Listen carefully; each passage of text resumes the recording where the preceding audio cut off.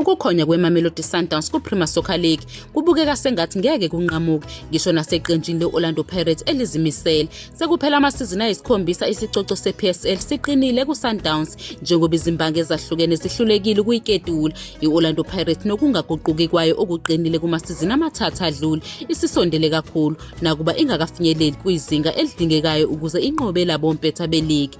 Yize ineqembu elingase lifakele inselele i-Sundowns, i-Pirates ithwale kanzima ukuze ikwazi ukuvala igebe yize ijahe isicoco sayo sokuqala seligi kusukela ngo-2011-2012 kodwa ibhekene nomsebenzi onzima wokwephula amarekhodi ayo ukuze ibe sethubeni lokubhekana nefomu ye-Sundowns ekhona njengamanje. Igebe phakathi kwalamaqembu mabili libalulekile njengoba i-Pirates ihlezi emuva ngamaphuzu angu-15 nakuba isenemidlalo emine esandleni. Ukunqoba yonke le midlalo kungase kunciphise igebe kodwa indlela eya phambili ayikaziwa njengoba yonke imidlalo kufanele iyinqobe i-Pirates. I-Sundowns inamaphuzu angu-51 emidlalweni engu-19 futhi isethubeni lokudlula irekhodi layo lamaphuzu angu-73 elibeke ngesizini edlule okungafani ne-Pirates engakaze ilihlanganise emidlalweni engu-30.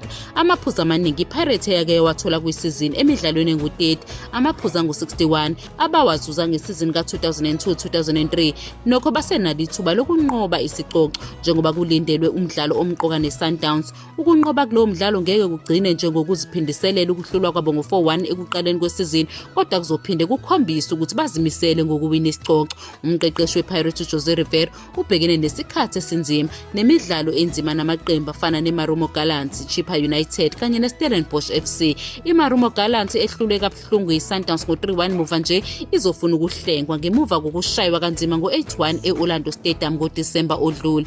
uRivera uzolidinga liqinile iqembu lakhe ukuze liqhubeke nokufaka ingcindezi ku-Sundowns kanti iGallants ingase ibe sengozini ngenxa yokungaqiniseki ngokushiya komqeqeshi wabo. Lokhu kungase kuguqule isimo ku-Pirates njengoba isaqhubeka nokulwela isicoco seligi.